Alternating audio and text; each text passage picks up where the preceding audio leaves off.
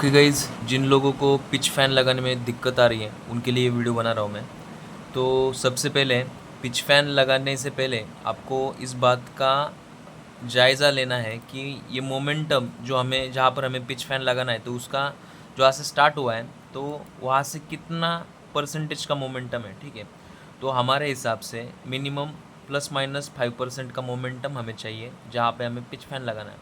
तो अगर इस पॉइंट को अगर हम पकड़ते हैं तो यहाँ से ये मोमेंटम को हम कैच करने की कोशिश करेंगे तो ये ऑलमोस्ट 13% है। तो यहाँ पे हमारा पिच फ़ैन लगाने का पहला जो क्राइटेरिया है वो फुलफ़िल हो जाता है, ठीक है।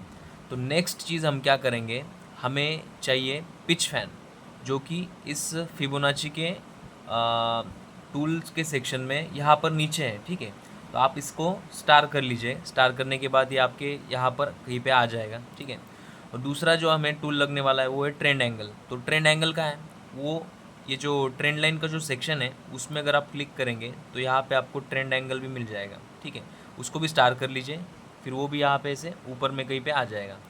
फिर हम क्या करेंगे, सबसे पहले हम पिच फ़ैन को लगाएंगे जहाँ से मोमेंटम आया है अप साइड के लिए, ठीक है। तो यहाँ पर मैंने अभी पिच फ़ैन को लगा लिया है। तो फिर ये इसे एक वर्टिकल लाइन आ जाएगी। अगर अप साइड मोमेंटम है तो हमें ऊपर की तरफ लेना है लाइन को, अगर डाउन साइड मोमेंटम है तो नीचे की तरफ लेना है, ठीक है। फिर हमें हॉरिजॉन्टली इसको एग्जैक्ट ये जो हॉरिजॉन्टल लाइन आ रही है ऐसी डॉटेड सी, तो उसके साथ मैच करके हमें इसको प्लेस कर देना है ऐसे, ठीक है। अब प्लेस होने के बाद आपको क्या करना है, यहाँ पे जो ट्रेंड एंगल है, ट्रेंड एंगल को सिलेक्ट करके हम इसको 45 डिग्री पर सेट करेंगे, ठीक है। ये भी 45 डिग्री पे सेट हो चुका है। फिर 45 डिग्री पर सेट करने के बाद ये जो बीच वाली रेड लाइन आपको दिख रही है ना, इसको हमें इस एंगल के साथ मैच करना है। तो एंगल के साथ मैच करने के लिए क्या करेंगे, जो माउस का स्क्रॉल बटन है उसको घुमाने के बाद ये थोड़ा सा चार्ट इस तरीके से मूव होगा।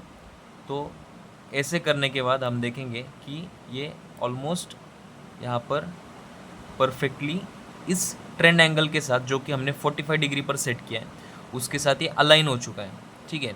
तो इस तरीके से हम पिच फ़ैन को लगाते हैं। और लगाने के बाद ये जो फर्स्ट लाइन है ये है 22.5 डिग्री की है, ये 45 डिग्री की है, और ये आगे की उससे हमें कोई मतलब नहीं। लेकिन हमें वैलिड पिच फ़ैन जो है वो जो 22.5 डिग्री के अंदर जो मोमेंटम आया है तो उसे हम exact valid pitch fan level मान सकते हैं जहाँ से ये मोमेंटम आया है। फिर हम क्या करेंगे, यहाँ पर एक हॉरिजॉन्टल लाइन को मार्क कर लेंगे, ठीक है। यहाँ से हमने हॉरिजॉन्टल लाइन को सिलेक्ट कर लिया है और इसको हम यहाँ से मार्क कर लेंगे। मार्क करने के बाद ये पिच फ़ैन जो है उसको हमें हटा देना है, ऐसे एंगल को भी हमें हटा देना है, ओके।